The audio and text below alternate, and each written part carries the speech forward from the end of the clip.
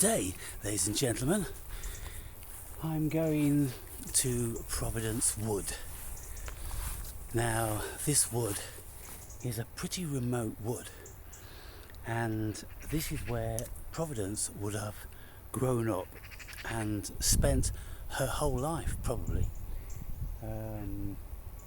due to the isolation of it, because for her to escape that small environment, she would have to traverse large expanses of fields. Now, behind me, that one there, that one there, yeah, let me just check, this one, that one there, that oak tree has an absolute mast year. It's called a mast year when you have a bounty year of acorns, thousands and thousands of them. So I've just gathered up a few kilos because I'm going to be making foodstuffs out of them. I'm going to be eating them just like nuts because they are tasty nuts once I've extracted the tannins from them, and I'm going to be feeding them to my children. So that's one of the reasons I came down here. But the other reason is because I'm going over to Providence Wood. I like to visit that wood now and again, and it's the sort of wood, in actual fact, it's kind of like a spinney. It's only a small affair, and very few people would bother going in it, and there's no trace really of too many people having frequented it. And so I'll show you where it is just when I get to this little bit of an horizon. Providence Wood. Now, I suppose you could say that what looks like three woods is one wood. And I suppose, in all fairness, one squirrel could very easily, spend a lifetime in that conglomerate. But the one on the right is Providence Wood. And so we're going to go there and we're going to see if there's any fungi. Doubtless there is, but we're going to have a look. And there's a nice little stream there and creaking trees. Some of you will remember I've done creaking tree videos. They've got these crack willows which have fallen down upon one another, and as the wind blows they go and all that sort of thing. But the theme today then, let me speak to you about the theme, people. And the theme was reiterated to me again last night when I'm listening to esoteric stuff. In actual fact, one of the channels is called Esoterica. This guy is a Jew, and he speaks about all different sorts of the esoteric, very, very thorough and informative. Then there's one called Existencia. Then there's another one called Academy of something or other. Some of you will be familiar with these channels, but they're very, very thorough, from people that study all this esoteric information and then put it together. But one of the things that is constantly said in the spiritual realm, in the deepest of spiritual realm, you don't get this in the Rupert Spira realm or the Sadhguru realm. That's not the spiritual realm. That's just the spiritual realm for Muppets. That's what that is. That's mainstream spiritual rubbish. They don't touch on anything except a little bit of meditation and being kind, and that's about it. But real spiritualist people will tell you that it's yin and yang, it's good and it's evil, and there is not one without the other. You absolutely will encounter both when you delve into the real realm of the spirituality, because because that's just how it is. That's how the world is. So any love and light fools with crystals all around them and meditate with a candle with their mudras like this and they think something's going on. Nothing's going on. Nothing's going on, people. But what they say is, if you really want to get in touch with your own spirituality and global spirits and cosmic spirit and all that sort of thing, of course you have to spend an enormous amount of time on your own. And there's nowhere better to do that than out in nature, far away as possible from any human being. And you will never ever experience what I'm speaking about if you go with someone. Because when you are with someone, even if you are not talking, even if you walk for several hours without uttering a word to each other, you will have an internal dialogue about their presence. You'll be looking at them, observing them, feeling their energy and all this different sort of stuff, and it will take you straight back into the matrixial mode of existence. You have to be absolutely alone, and then your mind will be open to the expanse of consciousness, and you'll be in a walking meditation, and that's then when you're in contact with spirit. And how many of you actually do that? I know there's a few of you, but I think the vast majority of you wouldn't ever dream of just going out into the middle of a wood. I'm talking deep into a wood, people. And ideally a wood that you've never been in before, so you've got no acquaintance with it, and so there's no familiarity, there's a path around there, and the roads over there and all that sort of thing, because that produces a variety of security. But if you go into a wood which you've never been before, you just keep walking in and in, and you've got no idea really how big it is, or where you're going, or how you're going to get out, and if you do get out, where you're going to find your way back, because it's completely unfamiliar territory, you end up in a different state of mind. And you do feel somewhat insecure about that, because that is the nature of being alone. When you go out into the wilderness and you're climbing a mountain, you've got to know you're on your own, and if you twist an ankle, break a leg, the chances are no one's going to find you. And when that is the case, you think very, very differently. It's not like you've got your mobile phone on you and you can just tell everybody where you are, and it's just off this path. Bollocks, people. You've got to get out into the outback. Granted, it's not easy to do in these modern countries. You've got to go big country. And I've been to many islands in my life. The Cape Verde Islands, the Canary Islands. The Canary Islands, I think there's 7. The Cape Verde Islands, I think there's 9. And I've been around many of those. And these islands are pretty barren. When you get out to the little towns, they're just barren. Nobody really has that sense of adventure. And when you're walking on a beach for hours and you don't see anybody, and the reason why the beach is empty and it hasn't been developed in that region is because it's facing in the wrong direction, where the ocean is ferocious. And you look at the ocean and it's terrifying, and it would never ever have a calm day.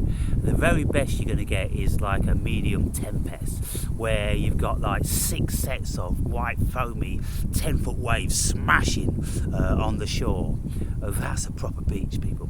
And then when you go on those beaches, you won't encounter any footprints, and invariably you won't ever see anybody. Like I say, for hours and hours and hours. And then you feel very, very different. You feel very, very connected with Mother Nature.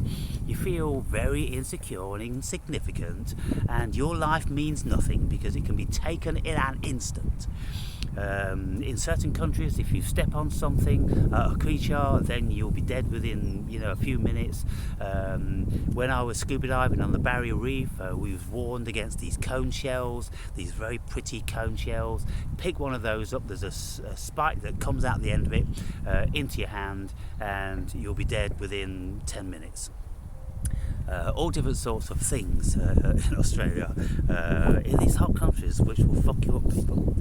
And so when you are out and you fancy a swim, well, you don't know whether you're coming upon sharks or manta rays, which I've known to attack people. That Steve Irwin, naturalist guy, he was stabbed through his heart, by a manta ray when he got too close. One got pissed off with him, whipped his tail, and stabbed him with a barb in his heart. Can you imagine someone's luck or misfortune? Then, of course, there's box jellyfish, which you can, get raveled up in. These are small bluish type jellyfish with like 10-foot tentacles, which you swim into them and they stick in you and wrap round you. You're in a living hell. So there's lots of things that you can encounter. Oh, and then in Australia there's poisonous snakes, which, by the way, are very inquisitive. And whenever you are swimming around corals, you're very likely to encounter one of them, and they'll come up and look into your mask and swim around you. If you get agitated, they'll become afraid. They might bite you, and again, you're dead within 20 minutes, people. So when you're out in the wild and you're faced with all this stuff, well, you think very, very differently about it. And of course, then you've got spiders and scorpions and poisonous centipedes. There's just a bunch of stuff out there. There's a bunch of stuff out there, people. But look, the peace, the tranquility. And albeit this doesn't have anything like the aura that I've just been speaking about, well, I'm not sure I could get that, save maybe on a high peak in the Peak District or somewhere like that. And even then you've got hikers all over the place. You've got to go really far flung to start feeling how minuscule and insignificant you really are. And that, walking through these jungles that I've been walking through. When I was in Africa, for instance, when I was younger, I was much more foolhardy, and I'd go walking through these jungles, and I was told that there were these vipers, and vipers are one of the most poisonous snakes on the planet, and of course they lie under the leaves, under the dead leaves. And I'm walking through these forests looking at the monkeys and things like that, inspecting the trees, and there's all different sorts of banana fronds falling down. Well, that's perfect territory for poisonous spiders and serpents, and I did it a little bit, being careful, but and if you make a lot of noise, then mostly you can scare these slithering serpents away. But when you see these puff adders, they're horrible looking creatures. And to get bitten by one of those, and to realise you've been bitten by one, and see it slither away, and think, I've just been bitten by Satan himself. Really? And you're going to die and there's no way out of it. Well, I suppose you'd have a life review then. Now then, in there, I can hear a squirrel.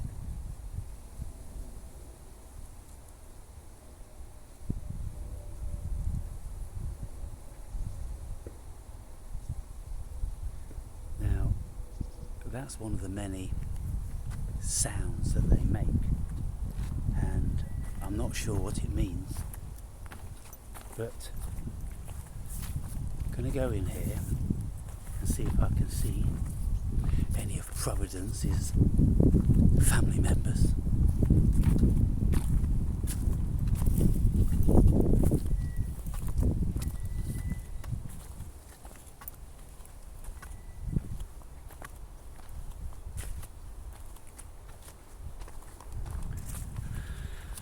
So,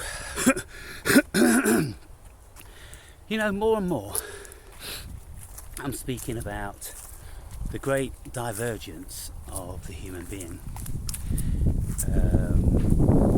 in everything we do, from the genius to the cosmetosed, and all in between.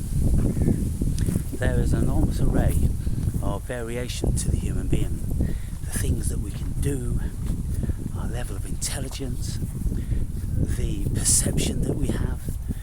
And so when we're growing up and we're speaking to people, and we're sometimes in a state of disbelief, we say, what the fuck are you on about? Can't you see that? Or can't you hear that? Or can't you compute that? Or something. You're fucked up, you are, and all this different sort of stuff.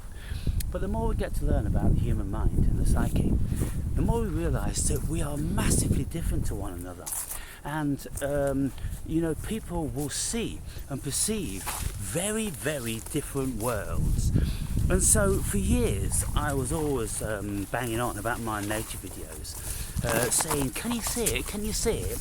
I was pointing out all these wonderful things, and as usual getting hardly any comments. And my frustration kicked in, and I went, what the fuck is wrong with you? Are you all fucking dead? This is fucking beautiful. It's amazing. Can you not open your eyes and all that stuff? But seriously, people, there's very, very many that just don't see it. They don't have the spirit of cosmic consciousness, of God. They could never ever lend themselves to being in the presence of the supernatural. They couldn't see themselves as above, so below, as being the cosmos, as being God. They simply just think they are tiny, small human beings, and lots of them think they are the be-all and the end, because their ego is so significant. But lots of people, they just think, I'm just a human being, I'm just like everybody else, we suffer then we die, and all that, and they've got no concept of the bigger picture. But when you've got the spirit of God within you, people, and when I say God means the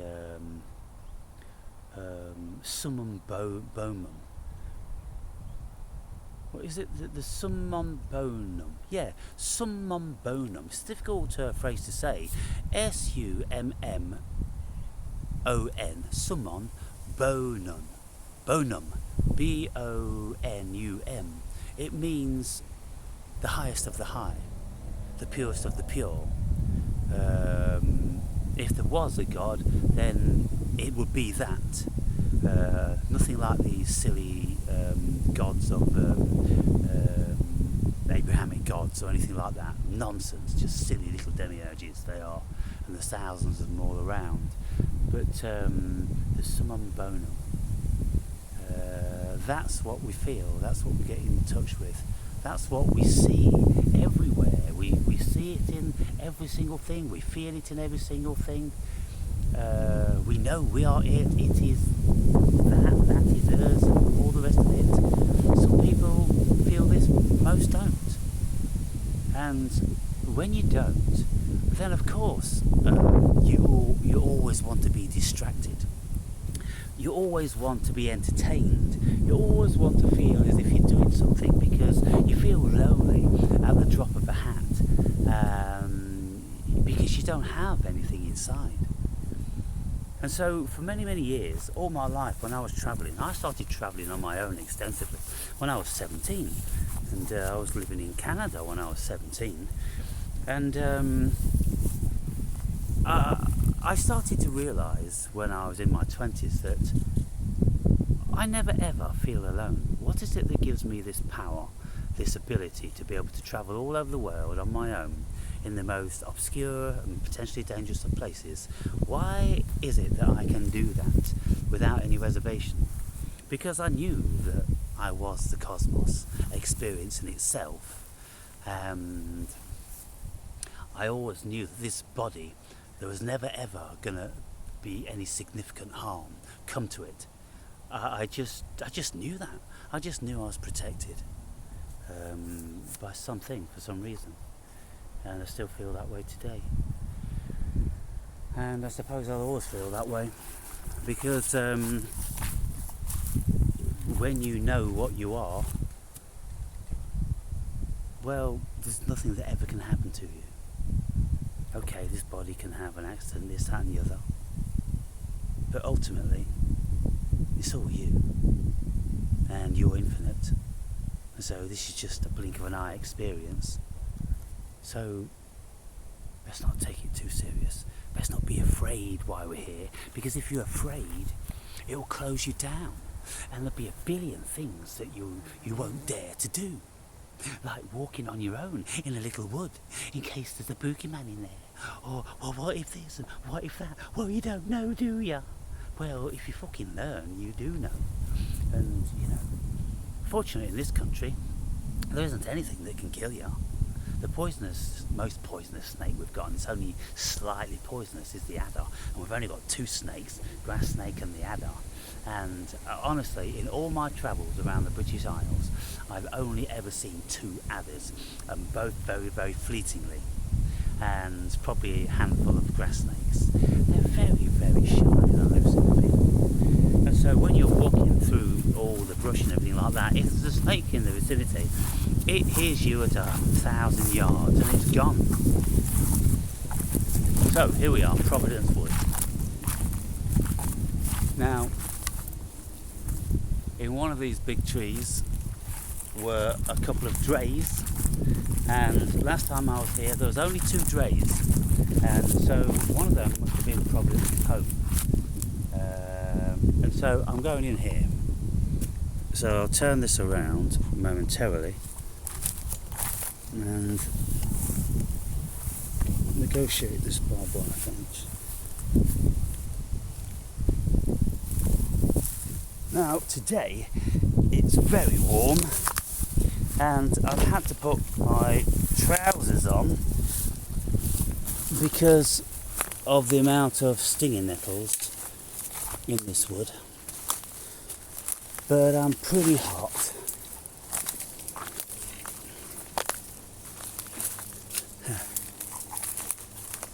Oh, feels like home.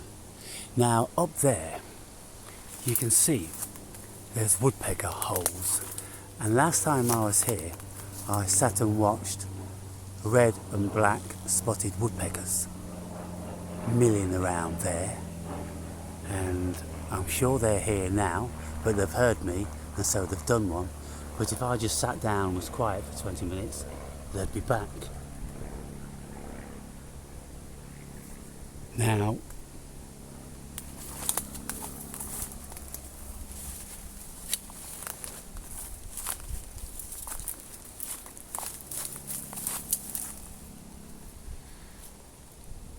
so there's some pretty big trees in here.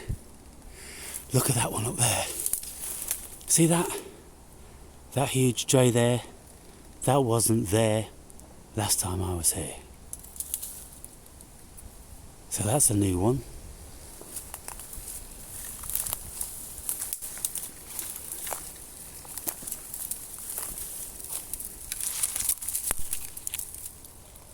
A conglomerate of shits. That's a lot of shits in a little place. I wonder if that's a shitting place for squirrels. It looks like squirrel shit. It's not rabbit shit. They're too torpedo-like.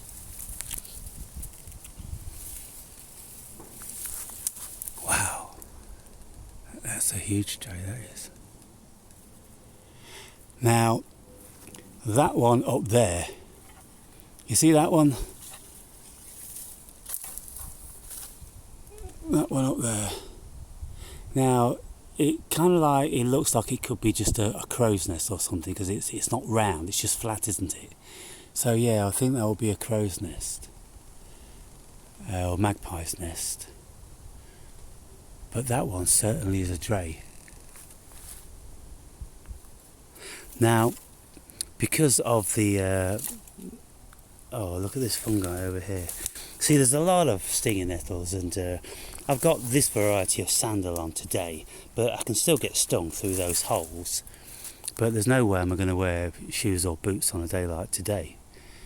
So this video has been pretty long in any case, so I'm going to have a look around, and if I come upon anything interesting, then I'll let you know.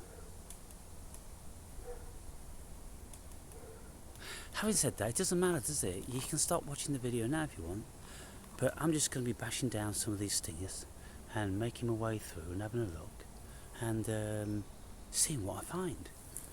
Now, I know that often people like this variety of video, and when I thought like, oh, this video is boring, it's just me thrashing through brambles and shit like that, well, they get a good response because you like it. And I think probably it's because the vast majority of you don't do it, and it's nice to see what a wood looks like and somebody experiencing the natural world and taking the initiative to be here.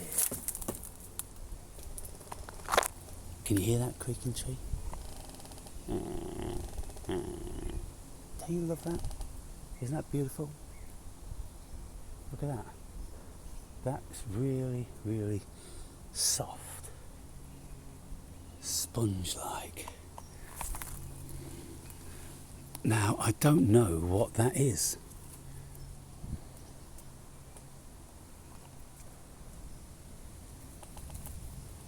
I've never seen one before. Isn't that a thing?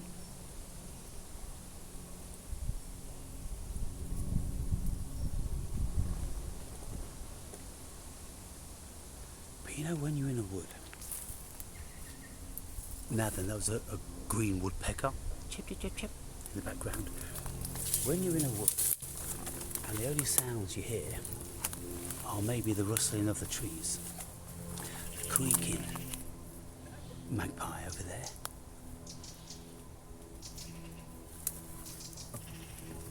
don't know what that one is.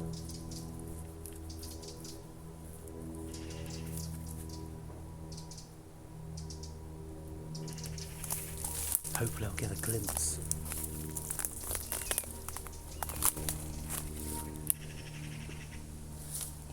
But you know, already there's lots of animals in here, isn't there?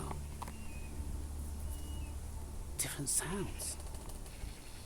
The creaking of the tree, the clattering of the magpie, the tweeting or chattering of a smaller bird, the odd cry from a green woodpecker.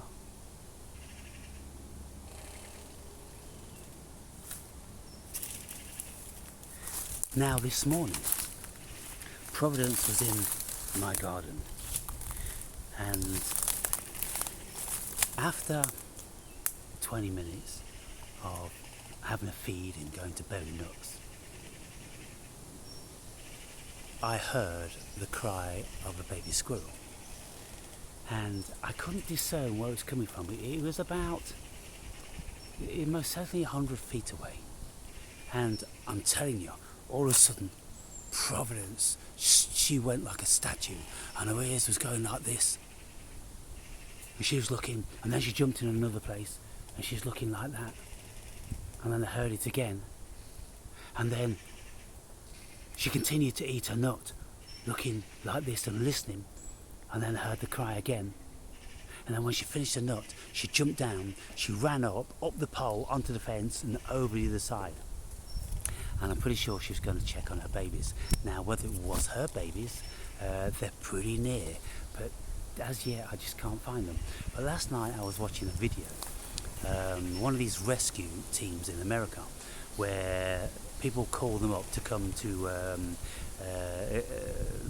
extract squirrels from their houses, because so many squirrels, they like to, bury themselves, or they usually get in water vents, or something like that, under the eaves. And obviously people don't want that, because the squirrels will chew away eventually, and I don't know, lots of people are very fussy. For me, I wouldn't mind squirrels living in my house. They can live throughout the whole fucking house. They're not going to do that much damage. It's not like termites, or it's not like vermin. It's not like the rats. They're a beautiful animal, and they're pretty territorial, so they'll keep other squirrels at bay, so you wouldn't get inundated. But I've seen lots of these rescue teams get called up because people have seen squirrels building nests and transferring their young. Quite a lot of them see them transferring their young, and it is said that squirrels always have several drays, and that they have it just because of these instances. If their nest is disturbed, they've absolutely got to have another one to take the young to straight away. So they're always staking out alternate places, and often building separate drays. So in the early spring, Providence disappeared from her house for about 6 weeks, and so I assumed that she'd built a dray somewhere. I could never find it, and probably this dray is where she took her young now, and so it's quite far off, because it's not in the vicinity, and I've looked pretty thoroughly. But yeah, the first sign of trouble, then they're moving house, and they'll move house if the house has fleas, or it's not waterproof, and if they can't seal it up, if there's any potential threats around there, lots of things. They will move to a new environment, and so that was really curious. By the way, what I'm saying is that when I was watching this rescue program, the rescue team said that, look, there's another squirrel over there. She's heard the babies crying, so she's come to investigate. And he says that they're not sure whether they can discern between their own babies crying and other squirrels' babies crying. But they're tuned in to babies crying, so they're always going to investigate.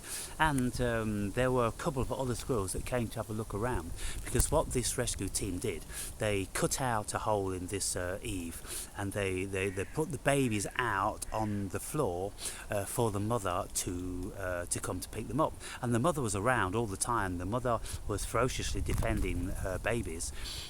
Sometimes they can attack you.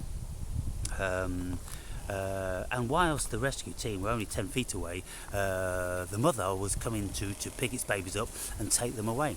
So there were 4 of them, so it came back 4 times, but then the rescue team missed one in the nest, and so the squirrel went back into the nest and got the one that the rescue team had missed, and the rescue team went, damn, we didn't even know that one was in there.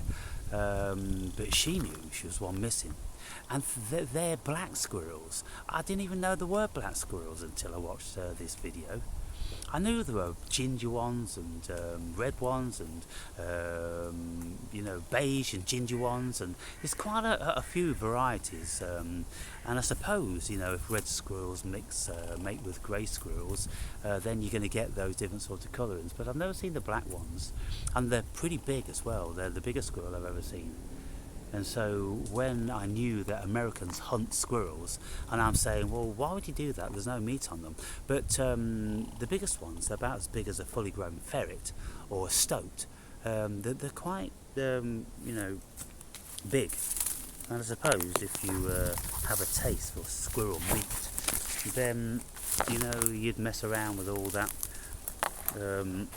cutting and carving and skinning just to get a small amount of meat. Right, well, this isn't ideal because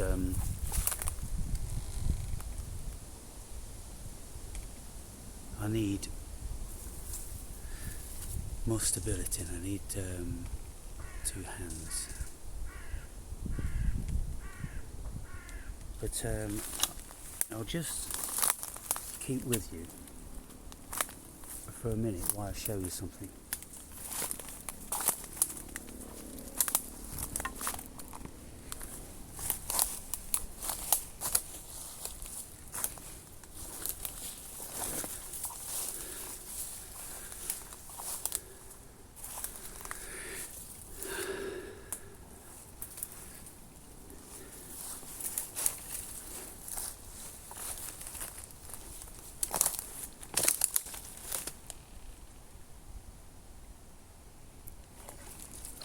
Now, when I was in here last year, I found a rare fungi, and I could never really positively identify it.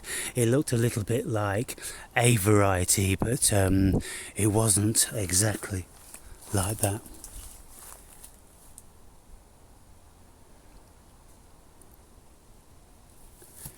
Anyway, on that tree there's a woodpecker's nest. Which isn't used now, of course. It was used when it was standing, but it's interesting to have a little peep in.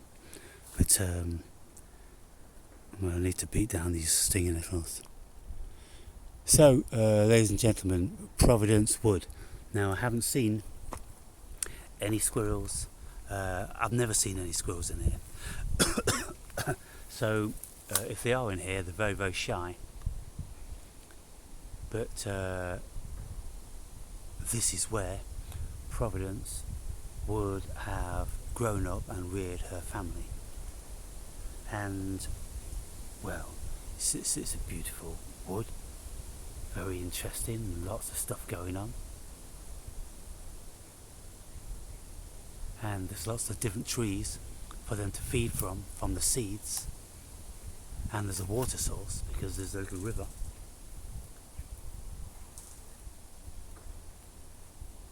So, there you have it, people.